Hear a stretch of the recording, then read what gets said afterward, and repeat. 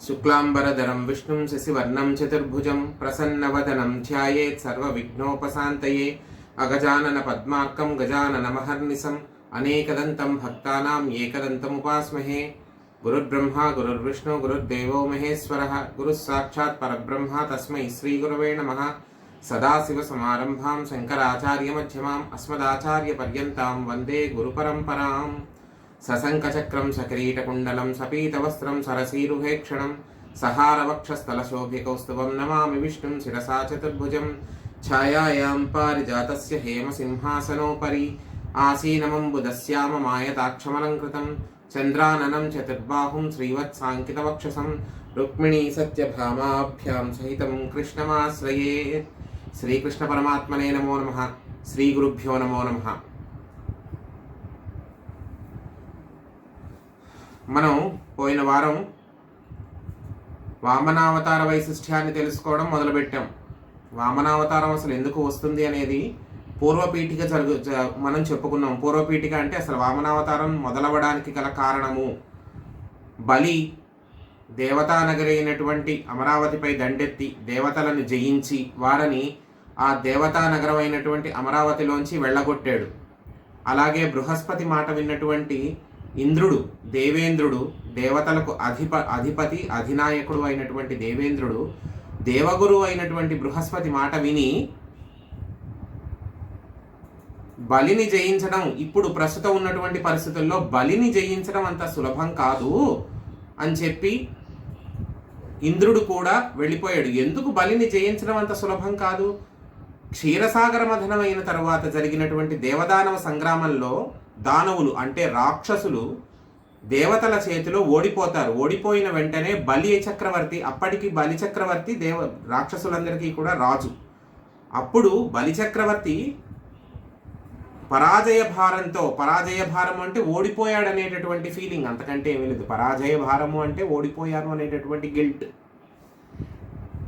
ఆ పరాజయ భారంతో తన రాజ్యానికి వచ్చేస్తాడు. అప్పుడు ఓడిపోయినటువంటి శిష్యుణ్ణి అనునయించడానికి, ఓడిపోయినటువంటి శిష్యుణ్ణి దేవదానవ సంగ్రామంలో ఓడిపోయినటువంటి శిష్యుడైనటువంటి బలి చక్రవర్తిని అనునయించడానికి, అతన్ని ప్యాసిఫై చేయడానికి, అనునయించడము అంటే ప్యాసిఫై చేయడం, అలా ఊరుకోబెట్టడానికి, ఓదార్చడానికి శుక్రాచార్యుడు. ఎవరు శుక్రాచార్యుడు అంటే రాక్షసులందరికీ కూడా గురువు గారు, రాక్షస గణాచారి అయినటువంటి శుక్రాచార్యుల వారు బలి చక్రవర్తి చేత విశ్వజిత్ యాగాన్ని చేయించారు. విశ్వజిత్ యాగంలో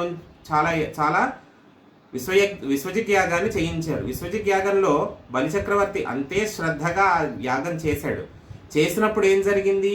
ఆ యాగంలోంచి శక్తివంతమైనటువంటి పదార్థాలు కొన్ని పుట్టాయి. రథము, కవచాలు, బాణాలు, అక్షయ తూణీరాలు, సింహపు గుర్తు ఉన్నటువంటి రథ పతాకము, ఇలాంటివన్నీ కూడా పుట్టాయి. పుట్టినప్పుడు అవన్నీ కూడా బలి తీసుకుని, ఆ తీసుకున్నటువంటి ఉత్సాహము, గర్వముతో ఆ దివ్యమైనటువంటి వస్తువులన్నీ కూడా తనకు దక్కాయి, తనకి అటువంటి దివ్యమైనటువంటి వస్తువులన్నీ తన ఆధీనంలో ఉన్నాయనేటటువంటి గర్వంతో బలి చక్రవర్తి కూడా ఏం చేశాడు? అవన్నీ తీసుకుని ఇప్పుడు అమరావతిపై దండెత్తాడు. దండెత్తేసరికి అక్కడ విషయాన్ని కనిపెట్టినటువంటి దేవగురు అయినటువంటి బృహస్పతి ఇంద్రుడికి సలహా ఇస్తాడు. ఇంద్ర, నువ్వు ఇది మంచి తరుణం కాదు, నువ్వు ప్రతిఘటించడానికి ఇది మంచి తరుణం కాదు. నువ్వు ప్రతిఘటించినా, ఒకవేళ నీవు యుద్ధం చేసినా కూడా బలిని నీవు ఇప్పుడున్నటువంటి పరిస్థితుల్లో నువ్వు నిర్జించలేవు,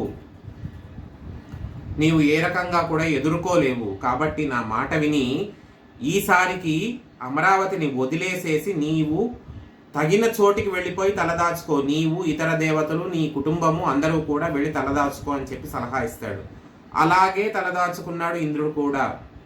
గురువు మాట విన్నాడు. ఎందుకంటే గురువు మంచి కోరి చెప్పేవాడు అనేటటువంటి విశ్వాసము ఇంద్రుడికి ఉంది. అదే విశ్వాసాన్ని బలి చక్రవర్తి శుక్రాచార్యుడి పట్ల కూడా చూపించాడు. ఎందుకు? ఓడిపోయి వచ్చినటువంటి శిష్యుడికి మంచి జరగాలి అనేటటువంటి అభిలాషతో శుక్రాచార్యుడు విశ్వజిత్ యాగాన్ని చేయించాడు.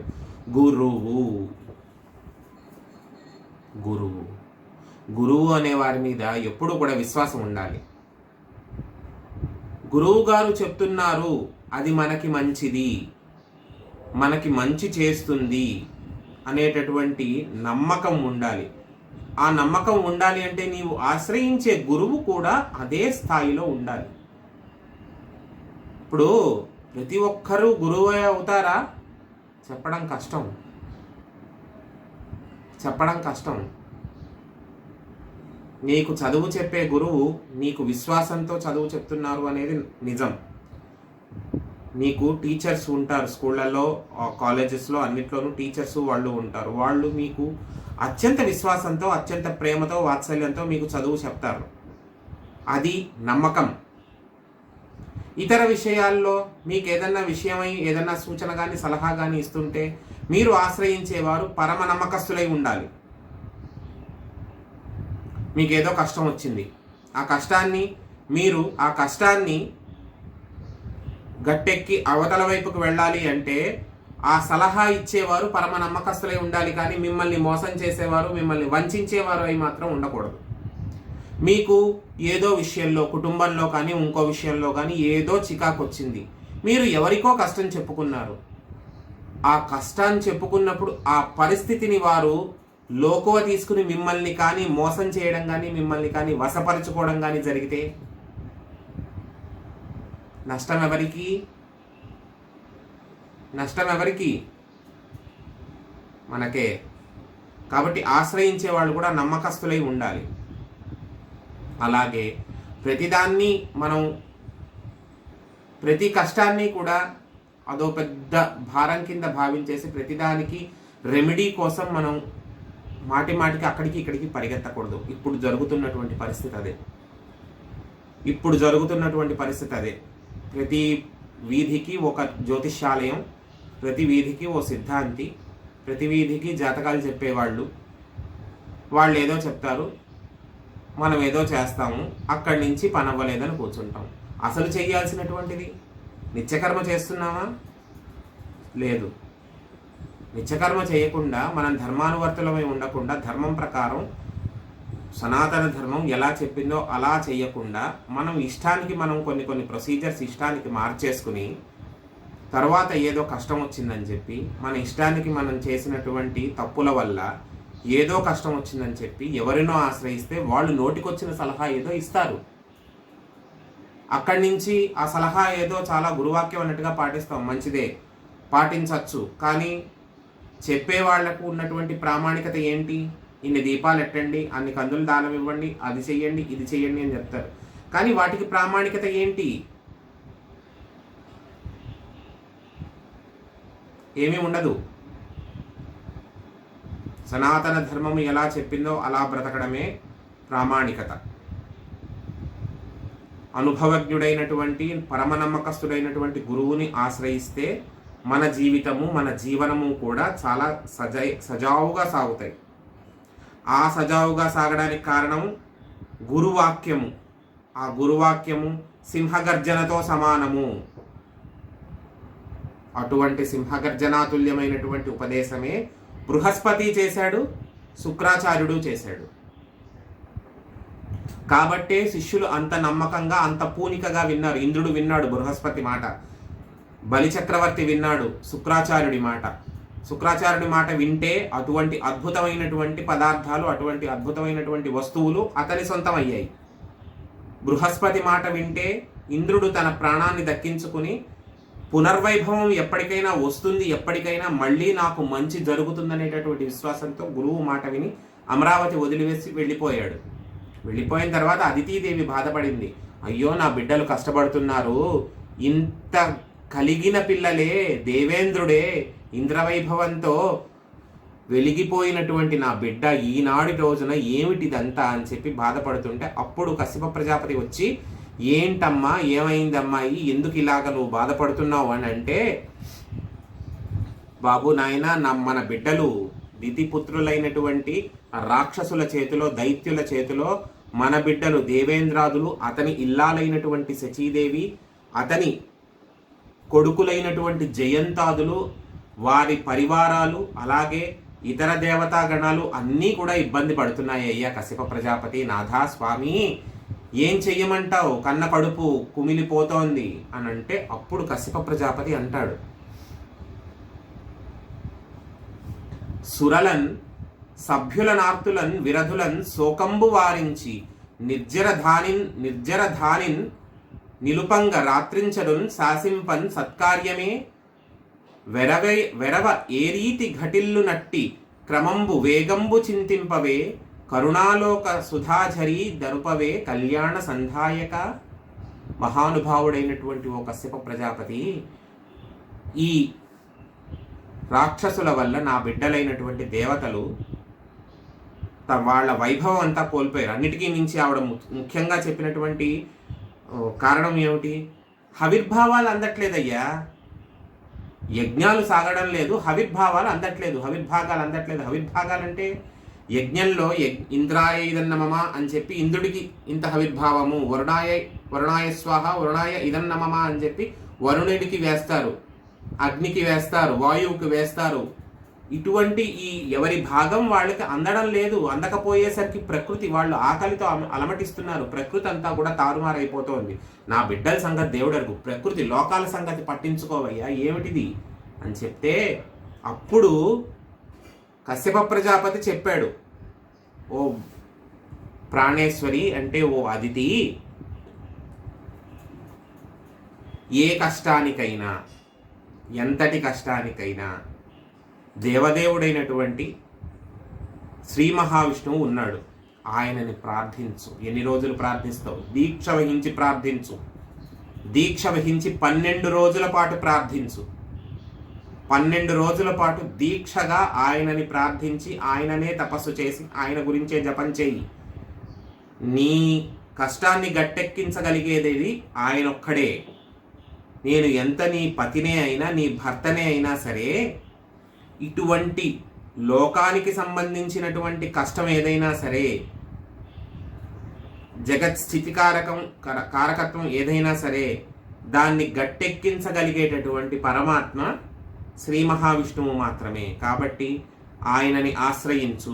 ఆయనే నీకు దారి చూపిస్తాడు, ఆయనే నీ కోరికను తీరుస్తాడు, నీ కష్టాన్ని గట్టెక్కిస్తాడు అని చెప్పి భర్త అయినటువంటి కశ్యప ప్రజాపతి అదితీదేవికి చెప్పాడు. చెప్పేసరికి ఈవిడ భర్త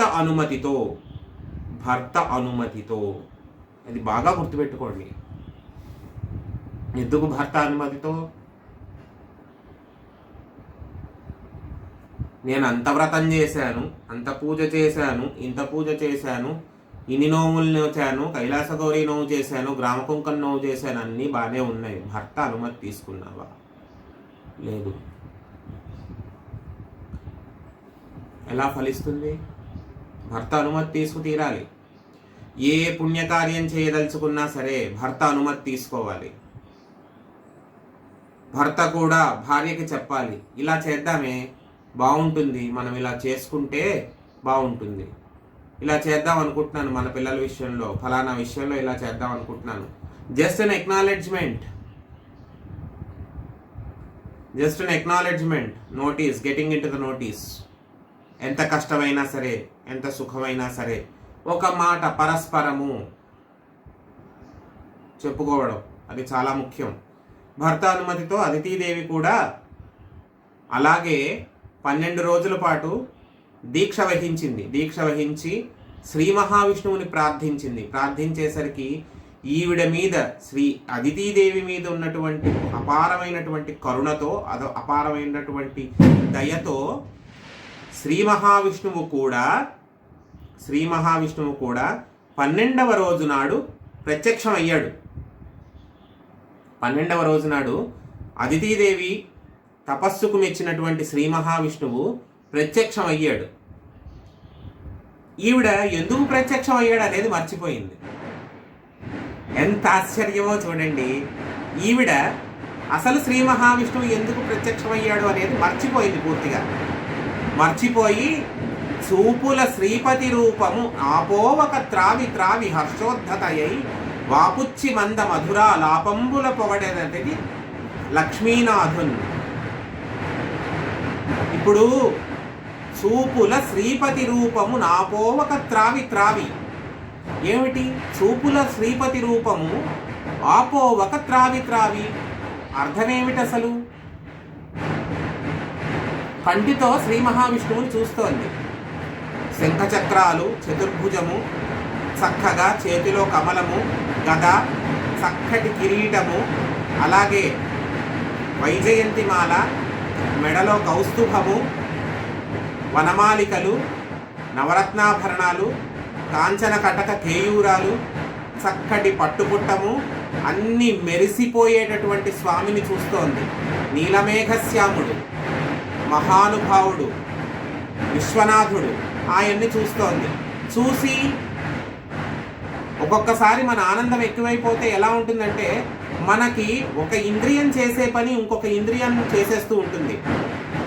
చూపులతోనే తాగేస్తోందట ఆయన సౌందర్యాన్ని, ఆయన యొక్క దయని, ఆయన యొక్క కరుణని చూపులతోనే అలా చూసేసి జుర్రేసుకుంటోందట చూపులతో. అదేమిటి, తేనె జుర్రుకున్నట్టుగా రూపాన్ని జుర్రుకోవడం ఏంటి, అదంతే. అది మధురానుభూతి, ఆనందానుభూతి. అది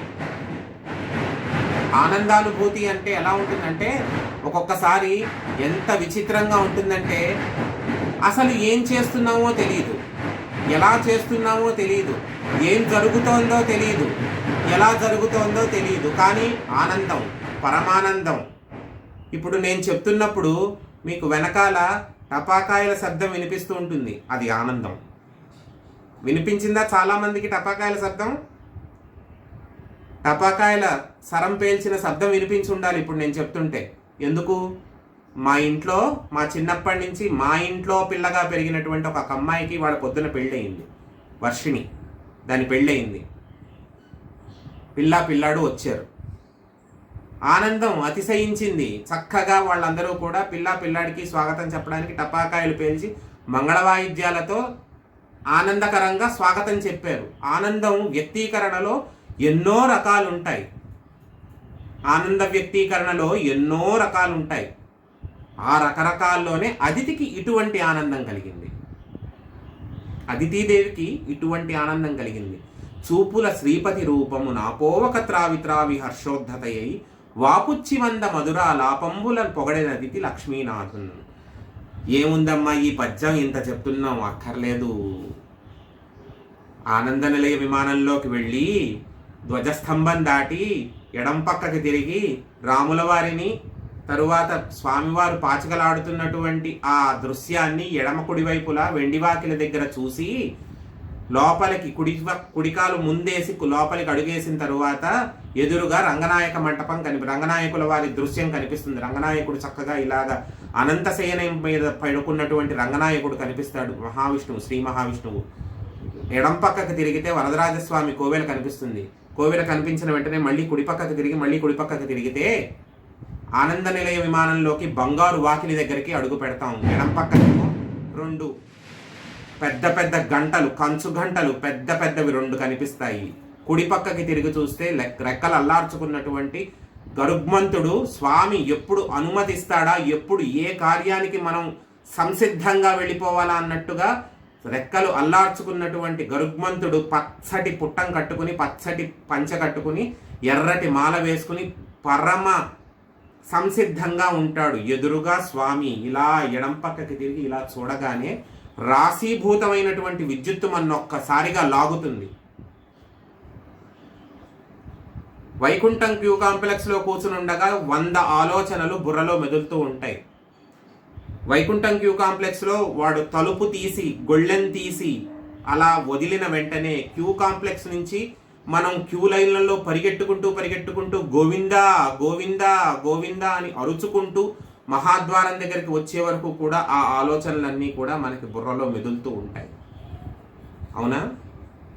మహాద్వారం దగ్గరకు వచ్చిన తర్వాత ఏం జరుగుతుంది? శంఖనిధిని పద్మనిధిని చూసిన తర్వాత పైన అనంతాళ్వారు వాళ్ళు విసినటువంటి ఆ గుణపాన్ని చూసిన తరువాత ఒక్కసారిగా దండం పెట్టుకుని, ఆహా ఎంత కరుడు కట్టినటువంటి గుణపం అయినా సరే నా స్వామి చుబుకాన్ని తాకిందే అనేటటువంటి భావనతో గుణపానికి కూడా దండం పెట్టుకుంటాం.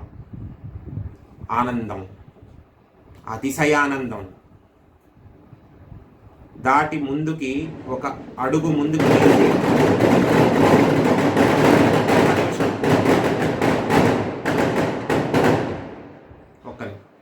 ఆ అడుగు ముందుకు వేసి ఆలయ ప్రాకారంలోకి అడుగుపెట్టి తులామండపాన్ని చూసి ముందుకు వెళ్ళి ధ్వజస్తంభం దగ్గరికి వెళ్ళేసరికి ఆనందం అతిశయం అయిపోతుంది. లేదా ఇలా చుట్టూతా తిరిగి వాహన మండపం వెనక నుంచి వెళ్ళి అలా ముందుకు వచ్చి మళ్ళా కళ్యాణోత్సవ మండపం దగ్గరకు వచ్చి కళ్యాణోత్సవ మండపం దగ్గర నుంచి చూస్తే అక్కడ కళ్యాణం జరుగుతూ ఉంటుంది. ఒక సింహాసనం మీదేమో స్వామివారిని, రెండవ సింహాసనం మీద శ్రీదేవిని భూదేవిని కూర్చోబెట్టి గోత్ర ప్రవర్లు చెప్తూ అందరి పేర కళ్యాణం చేయిస్తూ ఉంటే ఎర్రటి గ్యాస్ గొట్టం పక్క నుంచి మనం నడుస్తూ వెళ్తాం. సరిగ్గా ధ్వజస్తంభం దగ్గరికి వచ్చిన తర్వాత ధ్వజస్తంభం నుంచి ఎడం పక్కకి అడుగేసి మళ్ళా లోపలికి వెళ్ళి వరదరాజస్వామి వారిని చూసి మళ్ళీ కుడిపక్కకి తిరిగి కుడిపక్క నుంచి మళ్ళీ లోపలికి ఆనంద నిలయ విమానంలోకి వెళ్ళిన తర్వాత ఆనంద నిలయ విమానంలో తొట్టతొలిగా ముందు బంగారు వాకిల దగ్గర నించుంటాం. అటు ఇటు జయ విజయులు ఎదురు నించుంటారు. వాళ్ళు ఇటు ఇలా చేతిని ఇలా చూపిస్తూ హెచ్చరికగా ఇది శౌచప్రధానమైనటువంటి ఆలయము, శౌచప్రధానమైనటువంటి క్షేత్రము, శౌచము ముఖ్యము, నిశ్శబ్దము పాటించుము అని చెప్పి. నిశ్శబ్దం నిజంగా పాటిస్తామా? గోవింద గోవింద గోవింద అంటూ కలవరించడానికే సరిపోతుంది. అటువంటి క్షేత్రంలో ఆ 2 గంటలను చూసి రెక్కలల్లార్చుకున్నటువంటి గరుగ్మంతుణ్ణి చూసి అడుగు ముందుకు వేసి లోపలికి వెళ్ళి రాములవారి మేడ, సబేరా అవన్నీ దాటుకుని ఏకాంతసేన మండపాన్ని దాటుకుని లోపలికి వెళ్ళి కులశేఖర ఆళ్వార్ పడి దగ్గర నించుని కరెక్ట్గా స్వామిని చూడడం మొదలు పెడతాం. ఎలా ఉంటాడు స్వామి? చక్కటి మరకత మాణిక్యాలతో మెరిసిపోయేటటువంటి వజ్ర వైఢూర్యాలు పొదిగినటువంటి కిరీటము వెలిగిపోతూ ఉంటుంది. నెత్తి మీద స్వామివారి శిరస్సు మీద వెలిగిపోతూ ఉంటుంది. అలా కిందకి వచ్చి చక్కగా నామం పెట్టుకుని కళ్ళు కూడా కప్పేసేంతటి చక్కటి నామం, మధ్యలో కస్తూరి నామము పెట్టుకుని చక్కటి బుగ్గలు, ఆ బుగ్గల మీద చక్కటి ఇలా చక్కటి కర్పూరపు చుక్క, ఇక్కడ చక్కటి తెల్లటి చుక్క. అనంతాళ్వార్లు కొడితే తగిలింది అక్కడే కాబట్టే కర్పూరపు ముద్ద. అలా పెట్టుకుని మకర కుండలాలు పెట్టుకుని చిన్న చిన్న మొసలి పిల్లల్ని పోలి ఉన్నటువంటి మకర కుండలాలు పెట్టుకుని చక్కటి అష్టలక్ష్మీమాల వేసుకుని కంఠెలు అవన్నీ పెట్టుకుని వక్షస్థలంలో 2 లక్ష్మీలు శ్రీదేవి భూదేవి అనేటటువంటి వక్షస్థల లక్ష్ములు ఇద్దరిని ధరించి చిన్న తాటాకు బుట్టల్లా ఉంటాయి. ఆ కట్టడం కూడా చీర అంతే అందంగా కడతారు, తాటాకు బుట్టలేమో అన్నట్టుగా. అలా కట్టి ఇక్కడి నుంచి వేసినటువంటి ఈ సాలగ్రామ మాలలు వేసుకుని కాళ్ళకు పెట్టుకున్నటువంటి కడియాలు, చేతులకు వేసుకున్నటువంటి ఆ ఆభరణాలు, నాగ కేయూరాలు, భుజంగభూషణాలు ఇవన్నీ కూడా వేసుకుని పూలమాలలు ధరించి ఇవన్నీ అలా రాశీభూతమైనటువంటి విద్యుత్తు మనం లాగేస్తుండగా అలా చూసుకుంటూ పైనుంచి కిందకు చూస్తుంటే నడుముకు పెట్టినటువంటి అష్టలక్ష్ముల వడ్డాణము, సూర్యకఠారి, నందక ఖడ్గము ఇవన్నీ చూసి కింద మోకాలి కింద కూడా ఆభరణాలు పెట్టుకుంటారా అనేటటువంటి ఆశ్చర్యంతో ఆ మోకాలి కింద ఉన్నటువంటి ఆభరణాలు చూసి, పాదాల మీద ఉన్నటువంటి కవచాలు చూసి, పాదాల మీద వేసినటువంటి తులసిని చూసి ఇవన్నీ చూసేసరికి అబ్బా ఇది కదా సౌందర్యం అంటే అని ఆశ్చర్యపోయి మళ్ళీ ఎప్పుడు చూస్తాను అని చెప్పి ఇలా ఇలా ఇలా ఇలా వెనక్కి తిరిగి చూసుకుంటూ నడుస్తామే. అది సౌందర్యం, ఆనందం అంటే అది. అదితీదేవికి కలిగిందేమిటి? మనకే కలుగుతోంది. ఆఫ్టర్ ఆల్ మనం మనుషులం. అదితి దేవమాత, ఆవిడ కలిగిందంటే ఆశ్చర్యం లేదు కదా. అంతటా ఆవిడకే కలిగిందే. మనం వెంకటేశ్వర స్వామి వారిని చూడగానే మనకి ఎందుకు అంత ఆనందం కలగకూడదు? ఏముందండి చూస్తే అంత పిచ్చేమిటండి, మీదంతా పెద్ద హెల్యూసినేషను, చూస్తే అంత కలుగుతుందా? కలిగి తీరుతుంది. ఒక్కసారి కలుగుతుందా అని ప్రశ్నించే ప్రతి ఒక్కడూ కూడా నా సనాతన ధర్మం ప్రకారం నిర్మించినటువంటి ఒక ఆలయంలోకి వెళ్ళి నా స్వామిని, సర్వాలంకార భూషితుడైనటువంటి నా వెంకటేశ్వర స్వామిని చూడమని చెప్పండి. ఎందుకు కలగదో నేను చూస్తాను, ఛాలెంజ్ చేస్తున్నాను. అలా చూసి బయటికి వచ్చి తీర్థం తీసుకుని బయటికి వచ్చి ప్రసాదం తీసుకుని ఇన్ని చేసిన తర్వాత ఆ కాస్త ప్రసాదము నోట్లో పడగానే ఆనందం కలుగుతుంది. మనం ఎందుకు వెళ్ళాము? ఎన్నో కోరికలు ఉంటాయి బుర్రలో. ఈవిడ ఎందుకు జపం చేసింది? కొడుకుల కష్టాలు గట్టెక్కించడానికి శ్రీహరిని వేడుకోమన్నాడు భర్త కాబట్టి జపం చేసింది. శ్రీహరి ప్రత్యక్షం అవ్వగానే 12 రోజుల జపం అయిపోయి శ్రీహరి ప్రత్యక్షం అవ్వగానే ఈవిడ ఏం చేసింది? మర్చిపోయింది. శ్రీ మహావిష్ణువు ప్రత్యక్షం అవ్వగానే మర్చిపోయింది. మనము అంతేగా చేస్తున్నది.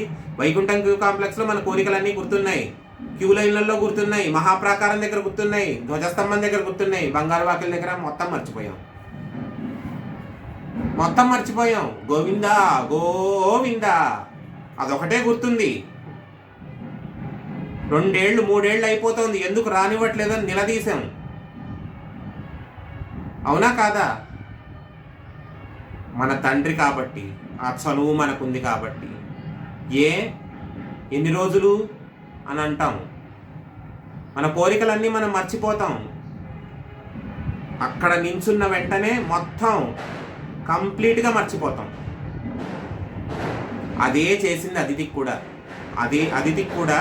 అదితీదేవికి కూడా అదే పరిస్థితి నెలకొనింది. చూపుల శ్రీపతి రూపము నాపోవక తాగి హర్షోద్ధతయై మాపుచ్చి మంద మధురాలాపంబుల పొగడేనతిథి లక్ష్మీనాథుడు.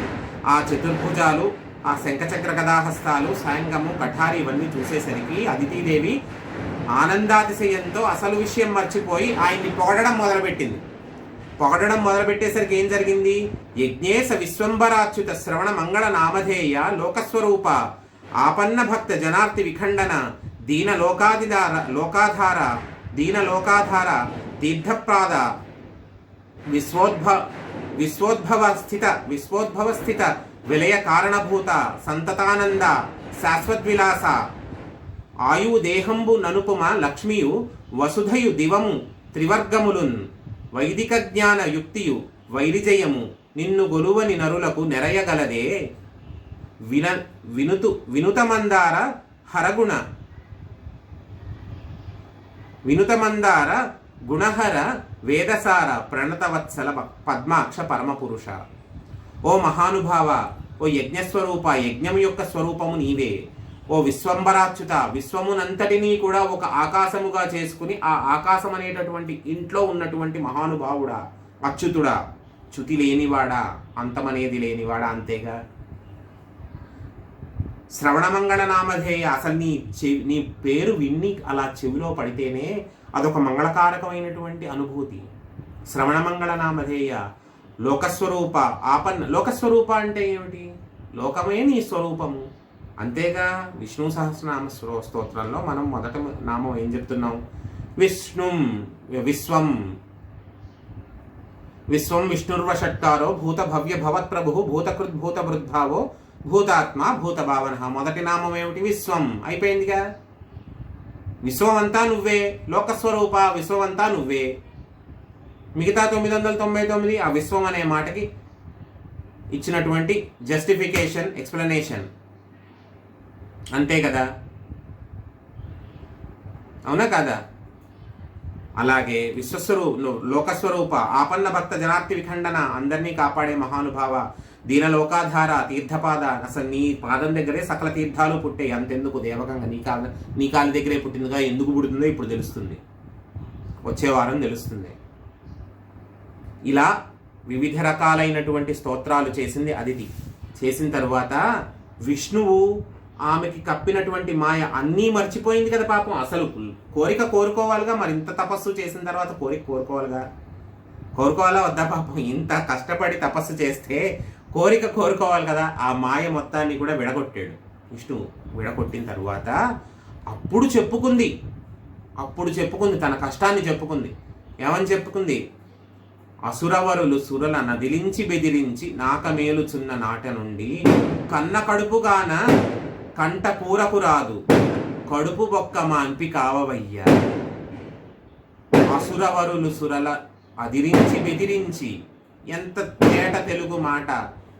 అదిరించి బెదిరించి పనులు చేయడం కష్టం రా, కుదరదు అని ఓ జాతీయం ఉంది మనకి.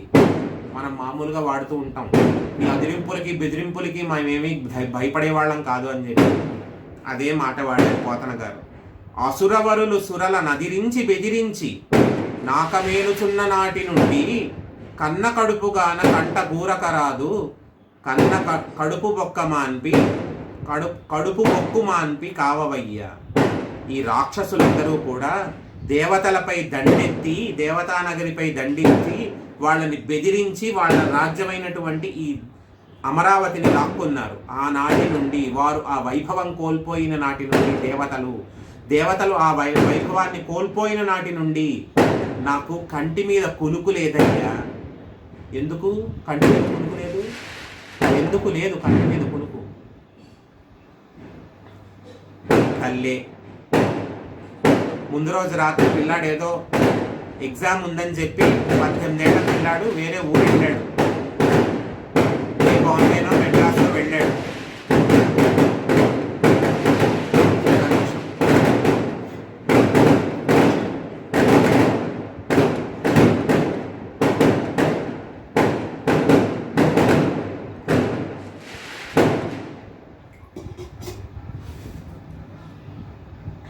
బాంబేనో మెడ్రాసో వెళ్ళాడు పరీక్ష ఏదో ఎంట్రన్స్ ఎగ్జామ్ రాయడానికి అని చెప్పి.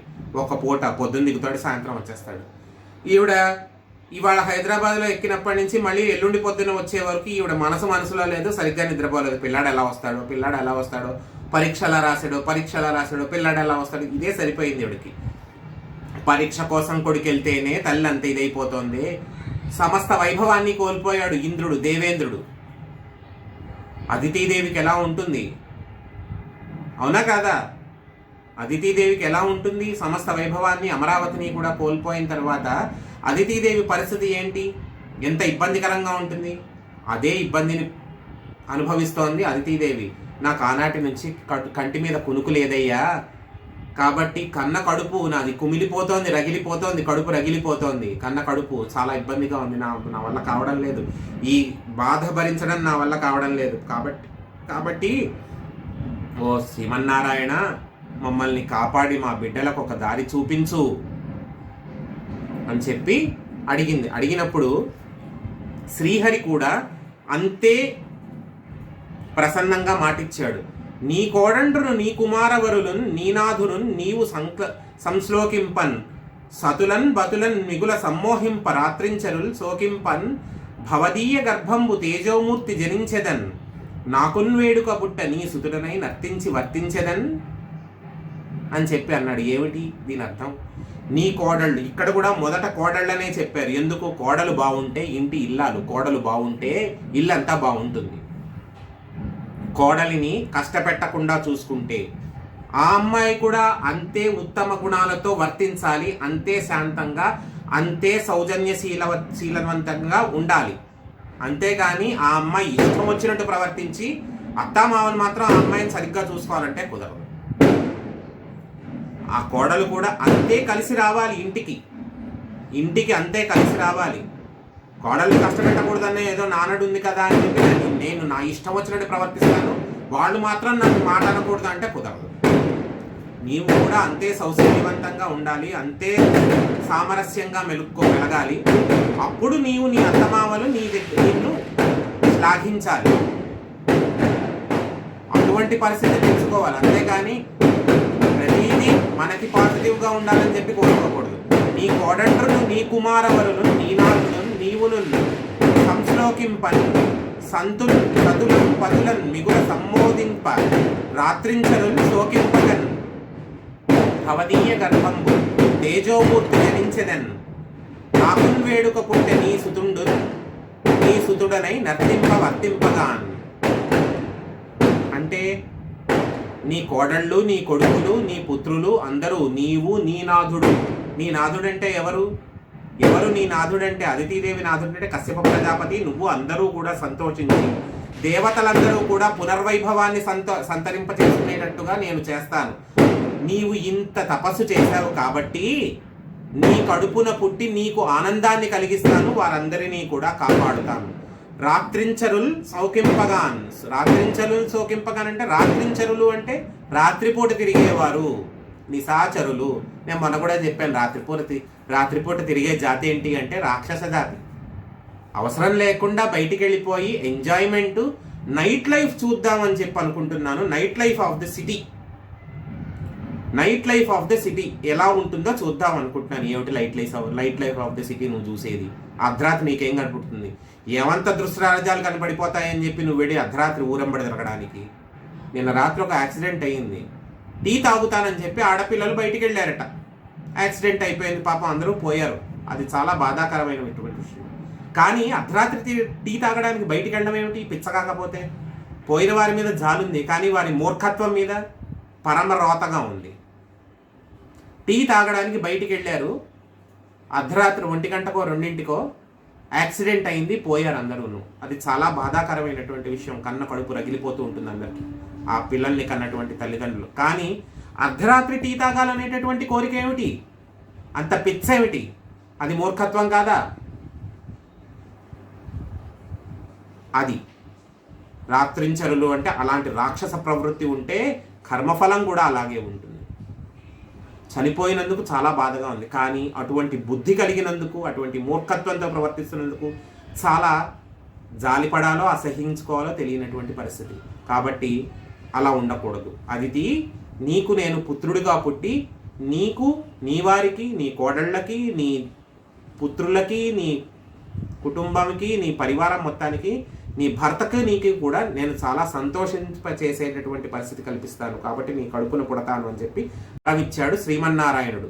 అలా వరం వచ్చిన తరువాత అదితి శ్రీమన్నారాయణుడికి నమస్కరించింది. నమస్కరించిన తరువాత ఏం జరిగింది, ఎటువంటి రకంగా జరిగింది అనేది మనం వచ్చే సెషన్లో చూద్దాము. ఒకసారి అందరూ కూడా ఎండ్ చేసేసుకుని మళ్ళీ కూడా అందరూ లాగిన్ అవ్వండి.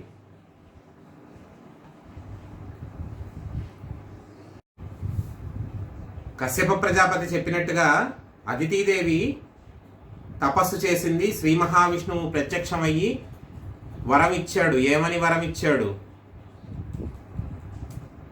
నీ కోడండ్రున్, నీ కుమారవరులున్, నీనాథుడు నీవును సంశ్లోకింపన్, సుతులున్ బతులున్ మిగుల సమ్మోదింప, రాత్రించరుల్ సౌకింపగన్, భవదీయ గర్భంబు తేజోమూర్తి జనించదన్, నాకున్ వేడుక పుట్ట నీకు సుతుడనై వర్తింప నర్తింపగాన్ అని చెప్పండి. నీ కోడళ్ళు, కొడుకులు, నీ పరివారము, నీ భర్త, నీవు కూడా సంతోషించేలాగా మిమ్మల్ని అందరినీ ఇబ్బంది పెడుతున్నటువంటి వాళ్ళైనటువంటి నీ శోకానికి, నీ కష్టానికి, నీ గర్భశోకానికి కారణమైనటువంటి రాత్రించర్లు అంటే రాక్షసులు,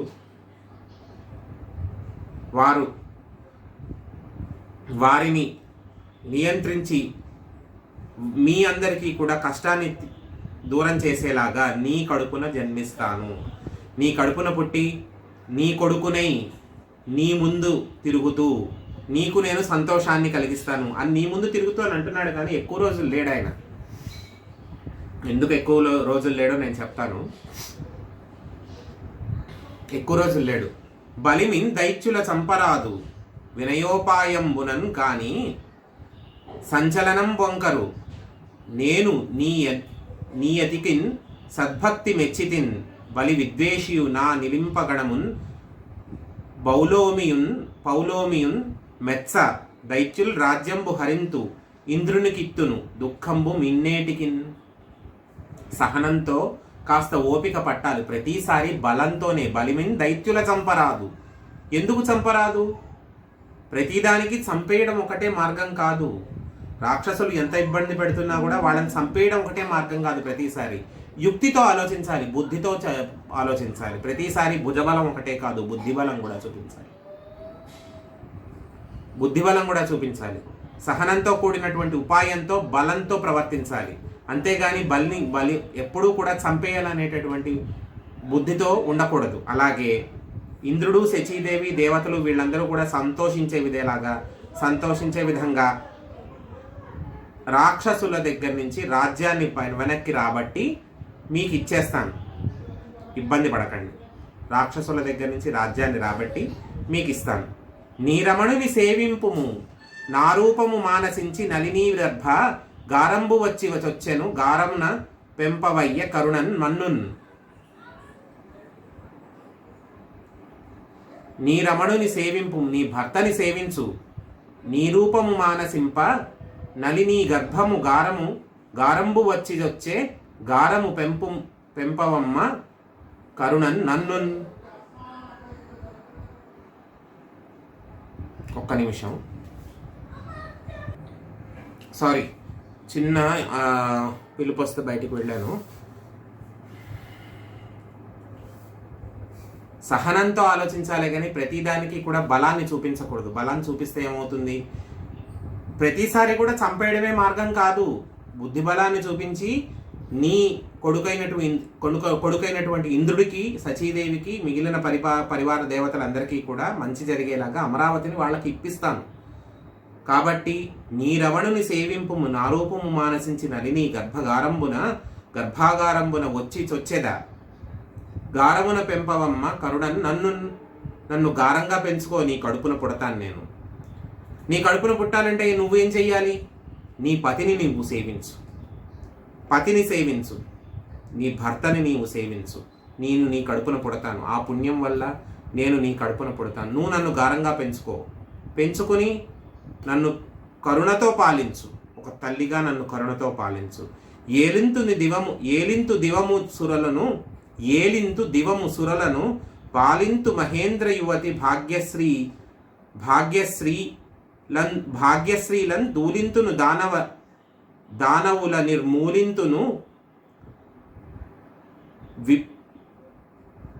నిర్మూలింతు రిపు ప్రియాంగముల భూషణములన్. దేవతల చేత స్వర్గాన్ని పాలింపజేస్తారు. ఏలింతును దివము సురలను పాలింతు మహేంద్ర యువతి భాగ్యశ్రీలను దూలింతు దానవుల రిపు నిర్మూలింతును ప్రియాంగములను భూషణములను. అంటే దేవతల యొక్క స్వర్గాన్ని పాలించేటట్టు చేస్తాను, దేవతలు స్వర్గాన్ని వాళ్ళ చేత పాలింపచేస్తాను. అలాగే శచీదేవి సౌభాగ్యాన్ని కాపాడుతాను, ఆవిడ యొక్క సౌభాగ్యాన్ని సౌశీల్యాన్ని కాపాడుతాను. అలాగే రాక్షసులను అధికారం నుంచి తొలగించి వాళ్ళ ఇళ్ళాళ్ళందరూ కూడా, రాక్షసుల యొక్క భార్యలందరూ కూడా మీరు బాధపడుతున్నట్టే బాధపడేలా చేస్తాను. ఎందుకు బాధపడతారు? ఇప్పుడు దేవతలకు ఇబ్బంది అయితే దేవతల భార్యలు బాధపడట్లేదా? రాక్షసులకు ఇబ్బంది అయితే రాక్షసుల భార్యలు బాధపడతారు. తప్పేముంది? టిట్ ఫర్ టాట్ అంతే. అదేమిటండి ఆడవాళ్ళు బాధపడేలాగా ప్రవర్తిస్తాడా శ్రీ మహావిష్ణువు? వాళ్ళు ఇక్కడ మరి ఇబ్బంది పెడుతున్నప్పుడు నీ సమన్యాయము సమతౌల్యము ఏమయ్యాయి?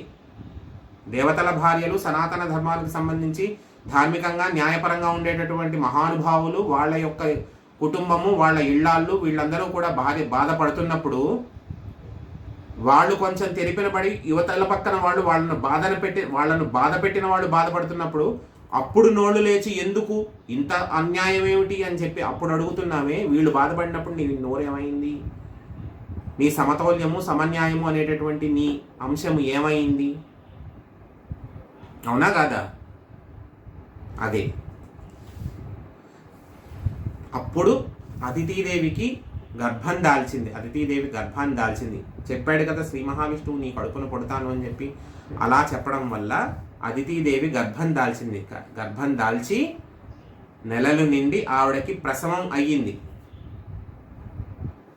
ప్రసవం అయిన తర్వాత ఏ రోజున ప్రసవం అయ్యింది? ఎటువంటి పరిస్థితుల్లో ప్రసవం అయ్యింది? రవి మధ్యాహ్నంబునన్ చరింప గ్రహ తారాచంద్ర భద్రస్థితిన్ శ్రవణద్వాదశి నాడు శ్రోణనభిజిత్ సంజాత లగ్నంబునన్ భువనాధీశుడు పుట్టే వామనగతిన్ పుణ్యవ్రతోపేతమున్ దివిజాధీశ్వరుడు మాతకున్ దివిదాధీశ్వర మాతకున్ పరమ పాతివ్రత్య విఖ్యాతకున్.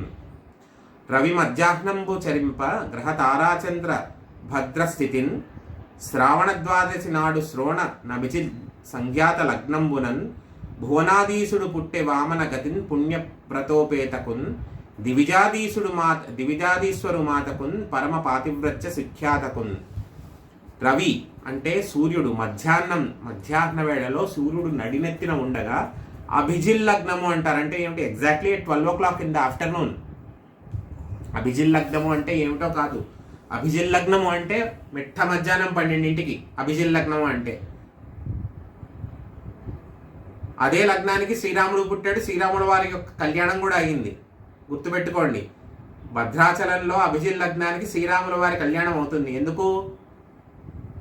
అది అభిజిల్ లగ్నం. అక్కడ సాంప్రదాయం, క్షేత్ర సాంప్రదాయం. అభిజిల్ లగ్నంలో శ్రీరాముల వారి కళ్యాణం అవ్వాలి.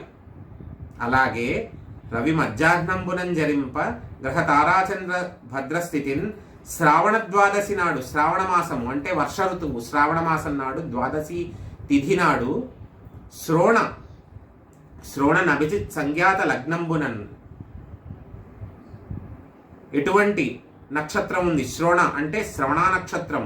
శ్రవణ నక్షత్రం చెలుస్తుండగా అభిజిల్ లగ్నంలో, అంటే వామనుడి యొక్క జన్మ నక్షత్రం ఏమిటి? శ్రవణ నక్షత్రం. వామనుడు, వెంకటేశ్వర స్వామి వారు వీరందరూ కూడా శ్రవణ నక్షత్ర జాతులు. శ్రావణ మాస శుక్లద్వాదశి నాడు శ్రవణ నక్షత్రంలో అభిజిల్ లగ్నంలో పట్టపగలు సూర్యుడు ఆకాశంలో నట్ట నడుమ అంటే మధ్యలో ఉండగా, ప్రకాశిస్తూ ఉండగా, గ్రహతారలు నక్షత్రాలు అన్నీ కూడా ఉచ్చదశలో ఉండగా వామన గతిన్ చిన్న శిశువుగా పుట్టాడు. పుట్టిన తరువాత అదితీదేవి పొంగిపోయింది. ఆహా, నా కడుపున దేవదేవుడైనటువంటి మహానుభావుడు శ్రీమన్నారాయణుడు పుట్టాడు అనేటటువంటి భావనతో పొంగిపోయింది అదితీదేవి. పొంగిపోయి ఏమనుకుంటోంది? నన్నుగన్న తండ్రి నాపాలి దైవమా, నా తపఫలమ నా కుమార, నాదు చిన్ని వడుగ నాకుల దీపక, రాగదయ్య భాగ్య రాసివనుచు అన్నారమ్మని దగ్గరిన్ చన్నుల పాలేరువార సంశ్లేషియై చిన్నారి మొగము నివురుచు కన్నారగ జూచే కన్న కడుపై యుంటన్. నన్నుగన్న తండ్రి నాపాలి దైవమా, నా తపఫలంబ నా కుమార. ఏమిటి నన్నుగన్న తండ్రి? ఈవిడ కనింది కదా మరి ఆవిడ్ని, ఆయన్ని పట్టుకుని నన్నుగన్న తండ్రి అంటే అంతేగా. ఏ తల్లైనా నా తండ్రి మా నాన్నే అని చెప్పి అంటోందా లేదా? అంటోందా లేదా? అదే అదితీదేవి కూడా అనింది, నన్నుగన్న తండ్రి నా పాలి దైవమా. నా పాలి దైవమా అంటే అవును దైవమే కదా. ఆవిడ కడుపున పుట్టింది ఎవరు? ఆవిడకి తెలుస్తోందిగా. శ్రీ మహావిష్ణువు ఇచ్చాడు కదా, అభయం ఇచ్చాడు కదా, నేనే నీ కడుపున పుడతాను, నేనే నీ కడుపున పుడతాను, నీ కోరిక తీరుస్తాను, నీ కుమారులని అమరావతి నగరాన్ని అంతా కూడా రక్షించి మళ్ళీ పునర్వైభవాన్ని ఇప్పిస్తాను అని చెప్పాడుగా శ్రీ మహావిష్ణువు. అందుకే నన్నుగన్న తండ్రి నాపాలి దైవమా, నా తపఫలమ నాదు కుమార. తపస్సు చేస్తే పుట్టినవాడు తపఫలము నా కుమార, నాదు చిన్ని వడుగ నాకుల దీపక, రాగదయ్య భాగ్యరాశి వగుచు అన్నారమ్మని దగ్గరిన్ చన్నుల పాలేరువార సంశ్లేషిణి అయి చిన్నారి మొగముని ఉరుచు కన్నారగా జూచే కన్న కడుపై ఉంటాను. ఆహా, నా బిడ్డ అని చెప్పి ఇలా దగ్గరికి తీసుకుని అతనికి తన చన్నుల పాలు పట్టి మదర్ ఫీడ్ ఇస్తున్నారు కదమ్మా. ఇది కూడా రాస్తారా పోతన గారు? అంత వివరంగా రాయాలా అంటే ఇప్పుడు అంతా కూడా ఓపెన్ మైండెడ్గా ఆలోచించాలి అని చెప్పి ప్రతిదీ సోషల్ మీడియాలో మనం డిస్కస్ చేసుకోగలేంది.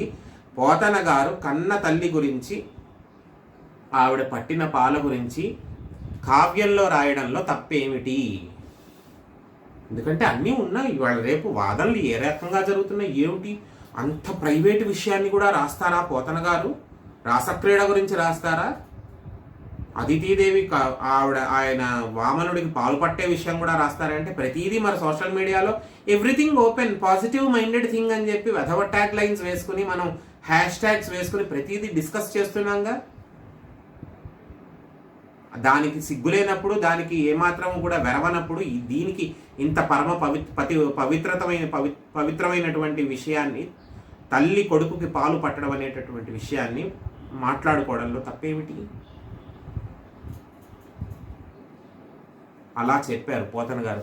అలా దగ్గరికి తీసుకుని నా బిడ్డ అని చెప్పి పాలు పట్టిందట. పాలు పట్టి అప్పుడు అందరూ అనుకుంటున్నారట, ఆహా, ఈ అదితీదేవి పుణ్యం ఎటువంటిది, ఈవిడ ఏమన్నా తక్కువ పతివ్రత, పురుడీ బోటికి నిందిరా పురుడంబికగాక ఎరుల పురుడే అనుచున్ పురుటాలికి 10 దినముల పురుడు వర్తింపరెలమి పుణ్యం గరితలెల్లన్. ఈవిడ ఏమాత్రం కూడా తక్కువైనటువంటి విషయం కాదు, తక్కువైనటువంటి స్త్రీ కాదు, పతివ్రత, మహాపతివ్రత అదితీదేవి. దేవతలందరికీ కూడా తల్లి. అటువంటి తల్లి లక్ష్మీదేవికిను పార్వతీదేవికి సమానమైనటువంటి స్థాయి కలిగినటువంటి తల్లి. అటువంటి తల్లికి ఆ చుట్టూ ఉన్నటువంటి వనితలందరూ, ఆడవారందరూ కూడా 10వ రోజు పురుడు స్నానం చేయించి 10 రోజులు నిండిన తర్వాత 11వ రోజు పురిటి స్నానం చేయించి పురిటి శుద్ధి చేశారట. అంతే జరుగుతోందిగా, వాళ్ళు చేసుకున్నారు. అదే పద్ధతిలో ఇప్పుడు జరుగుతోంది. అప్పుడు ఈ వామనుడు కూడా ఈమె పుట్టిన వెంటనే ఇంతగా ఉండిపోలేదు. పుడుతూనే 5 సంవత్సరాల బాలకుడు అయ్యాడు. ఏంటి అంటే అది మాయ. ఎందుకంటే అప్పటికే చాలా రోజులైపోయింది. ఇంద్రుడు వైభవాన్ని కోల్పోయి తన రాజ్యం వదిలి వేరే చోట తిరగడం మొదలుపెట్టి, జయంతాదులు శచీదేవి కూడా చాలా ఇబ్బందులు పడడం మొదలుపెట్టి చాలా రోజులైంది. అటువంటి పరిస్థితుల్లో ఇప్పుడు నేను పుడతాను, పుట్టిన తర్వాత నేను ఇంకో చోట ఎక్కడో వెళ్ళి విద్యాభ్యాసం చేస్తాను, తర్వాత నేను ఉపనయనం చేయించుకుంటాను, తర్వాత స్నాతకం జరుగుతుంది, స్నాతకం జరిగిన తర్వాత నేను వామనుడిగా అప్పుడు చెరించి అప్పుడు చేస్తాను అంటే కుదరదు. ఇప్పుడు శ్రీమన్నారాయణుడి యొక్క అవతారాలన్నీ కూడా అప్పటి పరిస్థితులకు తగ్గట్టుగా ఇన్స్టంటేనియస్గా జరిగిపోయినవే. మత్స్యావతారాన్ని చూడండి, అప్పటికప్పుడు పుట్టాడు. మత్స్యావతారంలో అప్పటికప్పుడు పుట్టాడు. ఆ సోమకాసురుడు ఎవరైతే వేదాలను అపహరించి వెళ్ళిపోతున్నాడో అతన్ని చంపేయడం కోసం, అక్కడి నుంచి వేదాలను రక్షించి చతుర్ముఖ బ్రహ్మగారికి ఇవ్వడం కోసం, ఆ సోమకాసురుడి యొక్క ఉద్ధృతిని నిర్వహించడం కోసం ఈయన మత్స్యావతారాన్ని తీసుకుని వెంటనే ఆ సోమకాసురుడిని సంహరించి వేదాలను తీసుకుని చతుర్ముఖ బ్రహ్మగారికి అప్పగించారు. అక్కడితో అవతారం అయిపోయింది. అలా ఉండిపోలేదు స్వామి. తరువాత అది ఇన్స్టెంట్గా పుట్టింది. ఇన్స్టెంట్, ఆన్ ద స్పాట్, సందర్భోచితంగా. తరువాత రెండవది కూర్మావతారం. దేవదానవులు మందరగిరిని మదిస్తున్నప్పుడు ఆ మందరగిరి కిందకి జారిపోతుంటే వాసుకుని కవ్వపు త్రాడుగా వేసి చిలుకుతుండగా మందరగిరి కిందకి జారిపోతే ఆ జారిపోతున్నటువంటి మందరగిరిని ఒక పీఠంపై నిలిపినట్టుగా తన మూపును నిలుపుకుని దేవదానవులు ఇద్దరికీ కూడా సాయం చేశాడు. దేవతలకు మాత్రమే సాయం చేయలేదు. ఎంత కష్టపడ్డారో దానవులు, దేవతలు ఎంత కష్టపడ్డారో రాక్షసులు కూడా అంతే కష్టపడ్డారు. కాబట్టి వారికి సహాయం చేయడం కోసం అలా నిలుపుకుని వారికి సహాయం చేశాడు. ఆ తర్వాత ఆదికూర్మావతారం అక్కడితో అయిపోయింది. ఉండిపోలేదు స్వామి, ఆదికూర్మంగా ఉండిపోలేదు, అక్కడితో అయిపోయింది. మత్స్యావతారంలో అలా ఉండిపోలేదు, అక్కడితో అయిపోయింది. ఆదివరాహావతారం ఏమైంది? భూదేవిని ఇబ్బంది పెడుతున్నటువంటి హిరణ్యాక్షుణ్ణి నిర్జించడానికి, అతన్ని చంపివేయడానికి సముద్ర జలాలన్నిటినీ తనలో నింపేసుకుని ఒక్కసారిగా విశ్వరూపాన్ని దాల్చి ఈ హిరణ్యాక్షుణ్ణి సంహరించడం కోసం భూదేవిని తన కోరలపై నిలుపుకుని ఒక్కసారిగా యుద్ధం చేసి హిరణ్యాక్షుణ్ణి చంపేశాడు. ఆ తర్వాత ఆదివరాహావతారం ఏమైంది? అంశ వెళ్ళిపోయి యజ్ఞవరాహావతారం ఉండిపోయింది. అది ఎక్కడొస్తుంది? కలియుగంలో వస్తుంది. ఎప్పుడు వస్తుందో నేను చెప్తాను. ఆదివరాహమూర్తి అంశ అక్కడితో అయిపోయి యజ్ఞవరాహమూర్తిగా నిలిచిపోయాడు. యజ్ఞవరాహమూర్తి ఎందుకు అవుతాడు? యోగవరాహమూర్తి, యజ్ఞవరాహమూర్తి ఎందుకు అవుతాడు? తర్వాత మాట్లాడుకున్నాను, తర్వాత చెప్తాను. ఇదే సందర్భంలో వస్తుంది, చెప్తాను. తరువాత ఇందుగలడు అందులేడని సందేహములదు చక్రి సర్వోపగతుండెండెందు వెదకు చూచిన అందందే గలడు దానవాగ్రని వింటే ప్రహ్లాదుడు ఛాలెంజ్ చేసి చెప్పాడు, నీకు అక్కడ ఇక్కడ ఏమిటయ్యా, ఎక్కడ వెతికితే అక్కడ దొరుకుతాడు పరమాత్మ. నీలో ఉన్నాడు, నాలో ఉన్నాడు. నీకు తెలియట్లేదు, నాకు తెలుస్తోంది. నువ్వు తెలుసుకోవడం లేదు, నేను తెలుసుకున్నాను. నరసింహావతారం ఎలా వచ్చింది? ప్రహ్లాదుడిని ఎన్నో బాధలు పెట్టాడు హిరణ్యకశిపుడు. తండ్రి అయినటువంటి హిరణ్యకశిపుడు ఎన్నో బాధలు పెట్టాడు. కానీ అన్నిటికీ కూడా తట్టుకున్నాడు. అన్నిటికీ తట్టుకున్నాడు ప్రహ్లాదుడు. ఆఖరిని అడిగాడు, ఎక్కడి నుంచి చూపిస్తావో చూపించు. ఇందు అందు లేదు, ఎందెందైనా కలడు. ఇక్కడ అక్కడ కాదు, ఎక్కడైనా ఉంటాడు. స్తంభంలోంచి చూపిస్తావా? చూపిస్తాడు. చూపించాడుగా. ఆ తర్వాత ఏమయ్యాడు? శాంతించి వెళ్ళిపోయాడు. ప్రహ్లాదుడు శాంతింపజేశాడు, నరసింహమూర్తిని శాంతింపజేశాడు. శాంతింపజేస్తే వెళ్ళిపోయింది. నరసింహావతారం కూడా అయిపోయింది, వెళ్ళిపోయాడు. మళ్ళీ పునః వైకుంఠానికి వెళ్ళిపోయాడు. వామనావతారము ఆ స్థితిని వరమిచ్చాడు. నీ కడుపున పుట్టి నీ బిడ్డలకి, నీ కోడళ్ళకి, నీ పరివారానికి కూడా నేను మంచి చేస్తాను, మిమ్మల్ని కాపాడుతాను అని వరమిచ్చాడు. ఆ వరాన్ని బట్టి అదితీదేవి గర్భంలో పుట్టాడు వామనమూర్తి. పుట్టిన తర్వాత కాపాడాలి అంటే టైం లేదు. బలి కన్నా కూడా మిగతా రాక్షసులతో ఎక్కువైపోతుంది గొడవ అమరావతి మీద. కాబట్టి ఏం చేయాలి? వెంటనే పని జరిగిపోవాలి. విశ్వజిజ్ఞాగం అవుతోంది కదా. విసర్జిక్ యాగము, అక్కడ యాగం జరుగుతోంది కదా బలి చక్రవర్తి రాజ్యంలో. అక్కడికి వెళ్ళాలంటే వెంటనే పెరిగి పెద్దవాడైపోవాలి. 5 ఏళ్ల బాలకుడు అయ్యాడు. వెంటనే కూడా ఉపనయనం జరిపారు. వామనుడికి అదితి కశ్యపులు ఇద్దరూ కూడా ఉపనయనం జరిపారంటే యజ్ఞోపవీత ధారణ క్రతువు చేయించారు, బ్రహ్మోపదేశం చేశారు. చేసి ఒక్కొక్కరు ఒక్కొక్క పదార్థాన్ని కానుకగా ఇస్తారు. ఉపనయనం అంటే చాలామందికి మనం ఏమిటంటే చాలా చాలా కామన్గా జరిగిపోతున్నది ఏంటంటే, ఉపనయన వటువు అంటే వడగపెళ్లి కొడుక్కి ఆ చేసుకుంటున్నటువంటి వాడికి చిన్నపిల్లాడికి మనం ఏమేమి ఇస్తాము, చాలా చాలా విచిత్రమైనటువంటి పదార్థాలు ఇచ్చేస్తూ ఉంటాం. కంచం, ఓ వెండి కంచం, ఓ బంగారు గొలుసు, ఓ గిన్నె, లేకపోతే గంధం గిన్నె, లేకపోతే వాళ్ళ అమ్మగారికి లేదేమోనని చెప్పి మనమేమో ఒక పన్నీరు బుడ్డి కొనిస్తాం ఆవిడకి. వీడికి ఉపనయనం అవుతుంటే ఆవిడకి పన్నీరు బుడ్డి ఎందుకు, వీడికి ఉపనయనం అవుతుంటే ఆవిడకి గంధం గిన్నె ఎందుకు? అసలేమి ఇవ్వాలి? చదువుకుందుకు పుస్తకాలు ఇవ్వాలి. ఉపనయనం అవుతున్నటువంటి వటువుకి చదువుకుందుకు పుస్తకాలు ఇవ్వాలి. ఎందుకు? అతను 7 ఏళ్ల పిల్లవాడు, గర్భాష్టమంలో ఉపనయనం చేస్తారు. కానీ అదితి కశ్యపులు పరిస్థితిని బట్టి 5వ సంవత్సరంలోనే ఉపనయనం చేశారు. గర్భాష్టమంలో ఉపనయనం చేస్తే ఏమేమి ఇవ్వాలి? చదువుకుందుకు పుస్తకాలు ఇవ్వాలి, గాయత్రి సంధ్యావందనం పుస్తకం ఇవ్వాలి, లేదంటే పంచపాత్ర ఉద్ధరణ ఇవి ఇవ్వాలి, దర్భాసనం ఇవ్వాలి, ఒక యజ్ఞోపవీతం ఇవ్వాలి, జపం చేసుకోవడానికి మాలు ఇవ్వాలి. అన్నిటికీ మించి భిక్షలో మన ఇంటి నుంచి పట్టుకెళ్ళినటువంటి బియ్యం వెయ్యాలి.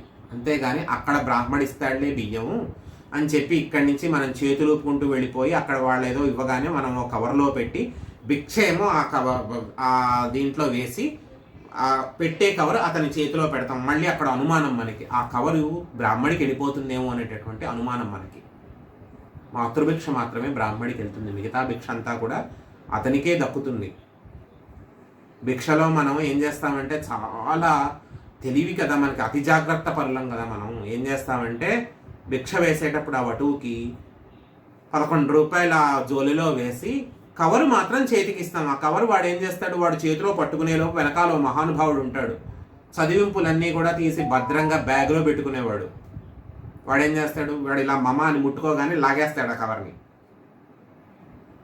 తీసా ఒక సంచిలో పడేసుకుంటాడు. 3వ నాడు కూర్చుని లెక్కెట్టుకోవడానికి. అది మనం చేసే క్రతువు. కానీ అసలు ఏమి ఇవ్వాలి? చదువుకుందుకు పుస్తకాలు ఇవ్వాలి. ఇప్పటి కాలమాన పరిస్థితుల ప్రకారం మాట్లాడుకుందాం. ఒడుగు చేసేటటువంటి వటువుకి ఆ బ్రహ్మచారికి ఏమిస్తాం?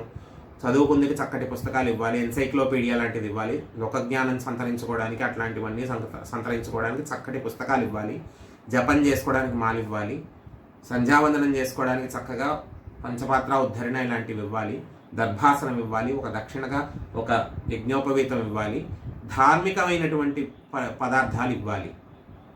అంతేగాని కంచము, దండ, బంగారు మాల, బంగారు దండ, లేదంటే గిన్నె, పన్నీరు బుడ్డి, అత్తరు రాసుకునేటటువంటి సెంటు బుడ్డి, ఇవన్నీ వెండివి ఇవ్వరు. అవన్నీ అతను ఏం చేసుకుంటాడు అతను? ఇంకోళ్ళ ఇంట్లో ఏదైనా అయితే కవర్ మార్చి మళ్ళీ గిఫ్ట్ ఇస్తాడు. అంతకు మించి జరిగేది ఏమీ లేదు. ఇవి ఇస్తే వాడుకుంటాడు. రొటేషన్ గిఫ్ట్లు ఉంటాయి కదా కొన్ని, వాటి గురించి చెప్తున్నాను. కొన్ని ఉంటాయి రొటేషన్ గిఫ్ట్లు, ప్యాక్ చేసి ఇస్తారు. దాని మీద స్టిక్కర్ బిగేసి మన స్టిక్కర్ వేస్తాం, మనం ఇస్తాం. తర్వాత వాళ్ళు అందుకున్న వాళ్ళు ఆ ప్యాకెట్ మార్చేసేసి ఇంకో ప్యాకెట్ వేసి మళ్ళీ ఇంకోళ్ళకి వస్తారు. కర్మ ఏమిటంటే ఆ ఇచ్చిందే ఇంకో 5-6 సార్లు తిరిగిన తర్వాత మన దగ్గరికి వస్తుంది మళ్ళీ అది. అటువంటి బహుమతులు కాదు ఇవ్వాల్సింది, అవసరమైనటువంటివి, ఉపయోగకరమైనటువంటివి ఇవ్వాలి. సరే, మన కథలోకి వద్దాం. ఇప్పుడు వామనమూర్తికి ఉపనయన కర్మ చేస్తే ఒక్కొక్కరు పదార్థాలు ఇస్తున్నారట. భిక్షాపాత్రికనిచ్చెను యక్షేశ్వరుండు వామనునకున్ అక్షయమనుచున్ సాక్షాత్కరించి పెట్టెను భిక్షుకునకు భవాని పూర్ణ భిక్ష నరేంద్ర. భిక్షాపాత్రికనిచ్చెను. భిక్షాపాత్రిక అంటే భిక్ష స్వీకరించేటటువంటి ఒక పాత్ర. బ్రహ్మచారి ఒక చోట ఉండడు, తిరుగుతూ ఉంటాడు. విద్యాభ్యాసం కోసం గురువులను ఆశ్రయిస్తూ తిరుగుతూ ఉంటాడు. భిక్ష స్వీకరించి ఆ భిక్షలో వచ్చినటువంటి పదార్థాన్ని తిని చదువుకుంటాడు. ఆ పద్ధతి మొన్నటి వరకు కూడా ఉంది. వారాలు చేసుకోవడం అనేటటువంటి పద్ధతిగా మొన్నటి వరకు కూడా ఉంది. అలా చేసిన వాళ్ళు ఎంతమంది గొప్ప వాళ్ళు ఉన్నారో తెలుసా? వారాలు చేసుకుని చదువుకుని గొప్పవాళ్ళైన వాళ్ళు టంగుటూరి ప్రకాశం పంతులు గారు, ఆంధ్ర కేసరి టంగుటూరి ప్రకాశం పంతులు గారు, అలాగే ఘంటసాల వెంకటేశ్వరరావు గారు, గాన గంధర్వుడు ఘంటసాల వెంకటేశ్వరరావు గారు. ఆయన ఎవరింట్లో వారం చెప్పుకుని ఇది చేశారు? మళ్ళీ ఆయన తర్వాత అంతటి విదుషీమణి పి సుశీల గారు, కోకిల పి సుశీల గారింట్లో వారాలు చెప్పుకుని ఒక పూట వారంలో ఒక రోజును వారింట్లో విజయనగరంలో వారింట్లో భోజనం చేసి ఈయన సంగీత విద్యను అభ్యసించారు. అలాగే టంగుటూరు ప్రకాశం పంతులు గారు, ఆయన కూడా వారాలు చేసుకుని బ్రతికి గొప్పవారయ్యారు. లా చదువుకుని చాలా పెద్దవారయ్యారు. ఇలా వారం చేసుకునే పద్ధతి అనేది ఉంటుంది. అదే పూర్వం ఇలా ఉండేది. భిక్షాపాత్రికనిచ్చే యక్షేశ్వరుడు వాముననుకుంది. యక్షేశ్వరుడు అంటే ఎవరు? గంధర్వుడు, కుబేరుడు.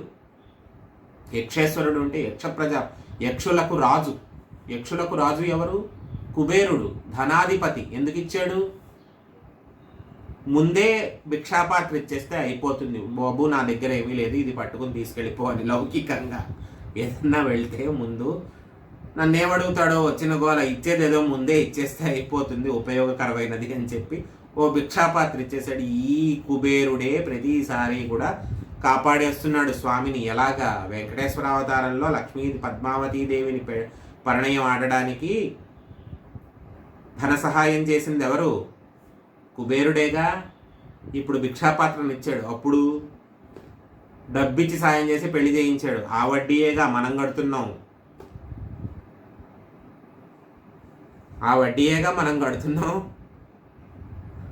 అలా ఉంటుంది. భిక్షాపాత్రికనిచ్చే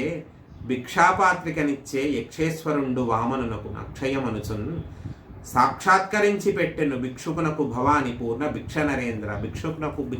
భిక్షుకుడు అంటే భిక్ష స్వీకరించేవాడిని భిక్షుకుడు అంటారు. అటువంటి భిక్షుకుడు ఎటువంటి మహానుభావురాలు వచ్చి మొదటి భిక్షను వేసింది? సాక్షాత్కరించి పెట్టెను భిక్షుకునకు భవాని పూర్ణ భిక్ష నరేంద్ర. భవాని అంటే పార్వతీదేవి. ఆవిడెందుకు పెట్టింది? మొదటి భిక్ష ఎవరు పెట్టాలి? మాతృభిక్ష మొదటి భిక్ష ఎవరు పెట్టాలి? అదితీదేవి పెట్టాలి. కానీ ఇక్కడ భవానీదేవి ఎందుకు పెట్టింది? పార్వతీదేవి ఎందుకు పెట్టింది మొదటి భిక్ష? సాక్షాత్కరించి పెట్టెను భిక్షుకునకు భవాని పూర్ణ భిక్ష నరేంద్ర. ఆవిడే కదా లోకమాత అంటేనే భవానీదేవి. లలితా పరమేశ్వరి, లలిత వేరు, పార్వతి వేరు, లక్ష్మి వేరు, సరస్వతి వేరు, ఇన్నున్నాయా? శ్రీమాత ఆవిడేగా.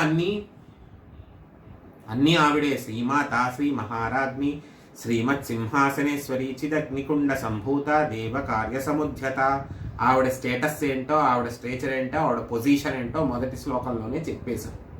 శ్రీమాత, శ్రీ మహారాజ్ని, శ్రీమత్ సింహాసనేశ్వరి. నువ్వే తల్లివి, నువ్వే మహానుభావురాలివి, అన్నిటికీ మించినటువంటి అధినాయకివి నువ్వే. యజ్ఞంలో పుట్టి చిదగ్నికుండ సంభూత, దేవకార్య సముచిత. దేవకార్యాలన్నీ కూడా చక్కగా నడిపించి, యజ్ఞంలో పుట్టి దేవకార్యాలన్నింటినీ కూడా చక్కగా నడిపించేటటువంటి మహాతల్లివి నువ్వే. అయిపోయిందిగా, ఇంకేమిటి? అందుకనే భవానీదేవి, పార్వతీదేవి ముందొచ్చి పెట్టింది. ఎందుకు ముందొచ్చి పెట్టింది? ఆవిడే పెట్టాలి. పెట్టే అధికారం కూడా ఆవిడికే ఉంది. ఎందుకు? అక్షయంబుగ కాశీ లోపల అన్నపూర్ణ భవానివే, శివుడి పట్ట పురాణి గుణమణి శ్రీగిరి భ్రమరాంబిక. చెప్తున్నాంగా తెలుగులో భ్రమరాంబాష్టకం. సంస్కృతంలో భ్రమరాంబాష్టకం కన్నా కూడా తెలుగులో భ్రమరాంబాష్టకం చాలా బాగుంటుంది. చాలా అంటే చాలా బాగుంటుంది. నేర్చుకోండి ఎవరైనా, చాలా బాగుంటుంది. సంగీతం వచ్చిన పిల్లలు తెలుగులో భ్రమరాంబిక అష్టకం నేర్చుకోండి, చాలా బాగుంటుంది. అక్కడే చెప్పారు, అక్షయంబుగ కాశీ లోపల అన్నపూర్ణ భవానివే. కాశీలో ఆవిడే కదా, విశాలాక్షి రూపంతోనూ అన్నపూర్ణ రూపంతోనూ ఆవిడే ఉంది. కాశీ అన్నపూర్ణేశ్వరి. ఆవిడ మొట్టమొదటి భిక్ష పెట్టింది. భిక్ష పెట్టి ఆశీర్వదించింది. అదేమిటి, ఆవిడొచ్చి ఈవిడ్ని ఆశీర్వదించడం తప్పేముంది? ఈయన వటు రూపంలో ఉన్నాడు, ఆవిడ శ్రీమాతా రూపంలో ఉంది.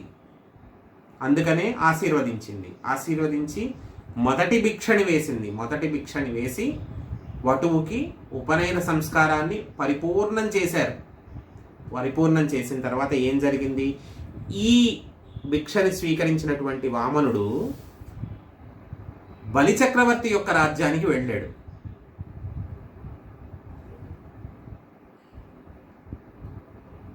బలిచక్రవర్తి యొక్క రాజ్యానికి వెళ్ళి అక్కడ జరుగుతున్నటువంటి క్రతువు జరుగుతున్నటువంటి ప్రదేశానికి అలా ప్రవేశిస్తుండగా ఆ ప్రవేశిస్తున్నటువంటి వామనుణ్ణి అక్కడ ఉన్నటువంటి వారందరూ చూసి శంభుడో హరియో పయోజభవుడో చండాసుడో వహ్నియో దంభాకారత వచ్చెగాక ధరణిన్ ధాత్రీసురుండెవ్వడి శుంభోద్యోతనుడి మహోజ్ఞతను అనుచున్ విస్మయభ్రాంతులై సంభాషించిరి బ్రహ్మచారిగని తత్సభ్యులున్ రహస్యంబునన్. అసలు ఈయనెవరండి? శంభుడో హరియో శివుడి రూపమా? మహాశివుడిలా ఉన్నాడు. ఏమిటి ప్రతిసారి ఇదేమిటి? అసలు ఆయన్ని చూసి శివుడు అనుకుంటారు, అంతే కదా. శివాయ విష్ణు రూపాయ శివరూపాయ విష్ణువే ప్రతి వారం చెప్పుకుంటున్న శ్లోకమే మనం ఇది, అవునా కాదా? ఆయన్ని చూసి ప్రతి ఒక్కళ్ళు ఇలా భ్రమపడతారేంటి? శంభుడో హరియో అని చెప్పి. శంభుడో హరియో పయోజభవుడో చండాసుడో వహ్నియో. అసలు ఈ వామనుణ్ణి చూసి యజ్ఞవాటికలో ఉన్నటువంటి వాళ్ళందరూ ఎటువంటి రకంగా అనుకుంటున్నారు? ఈ బాబా అసలు ఈయన ఎంత తేజోవంతంగా ఉన్నాడు. శివుడో హరియో అంటే విష్ణువో, బ్రహ్మయో, సూర్యుడు కూడా ప్రకాశిస్తూ ఉంటాడా? అగ్నిదేవుడు కూడా ప్రకాశిస్తూ ఉంటాడు కదా. అసలు సూర్య భగవానుడా లేకపోతే అగ్ని భట్టారకుడా? ఎవరు అసలు ఈయన? ఈ మారువేషంలో వచ్చి ఉండవచ్చు ఈ క్రతువు జరుగుతున్నటువంటి ప్రదేశానికి. ఈ చెప్పినటువంటి వారు శివుడో లేకపోతే శ్రీమన్నారాయణుడో లేకపోతే బ్రహ్మగారో లేకపోతే సూర్యుడో లేకపోతే అగ్నిభట్టారకుడో, వీళ్ళల్లో ఎవరో, మొత్తానికి వీళ్ళెవరో మారువేషంలో వచ్చి ఈ బ్రహ్మచారి రూపంలో తిరుగుతున్నారు. ఎంత అందంగా ఉన్నాడో అంటూ ఒకళ్ళనొకళ్ళు రహస్యంగా చెవులు కొరుక్కుంటూ మాట్లాడుకుంటున్నారట. ఇలా రహస్యంగా మాట్లాడుకుంటున్నారట. అలా రహస్యంగా మాట్లాడుకుంటూ తిరుగుతున్నటువంటి వామనుణ్ణి చూసి మిగతా వారందరూ కూడా ఏమనుకున్నారు? అసలు ఏం జరిగింది? జరిగిన తరువాత వామనుడు బలిచక్రవర్తి దగ్గరికి వెళ్ళి ఏం మాట్లాడాడు, బలచక్రవర్తిని ఎలా నిర్జించాడు, ఏం జరిగింది అనేది వచ్చే వారం మనం ఈ వామనావతార వైశిష్ట్య ముగింపు సెషన్లో చూద్దాం. ప్రస్తుతానికి మనం మంగళం చెప్పుకుందాం, సరేనా? మంగళం కోసలేంద్రాయ మహనీయ గుణాత్మనే చక్రవర్తి తనూజాయ సార్వభౌమాయ మంగళం కళ్యాణాద్భుతగాత్రాయ కావితార్థప్రదాయనే శ్రీగిరీశాయ దేవాయ శ్రీ వెంకటేశాయ మంగళం. మంగళాశాసన పదే మదాచార్య పురోగమై సర్వైశ్చ పూర్యైరాచార్యై సత్కృతాయాస్తు మంగళం. స్వస్తి.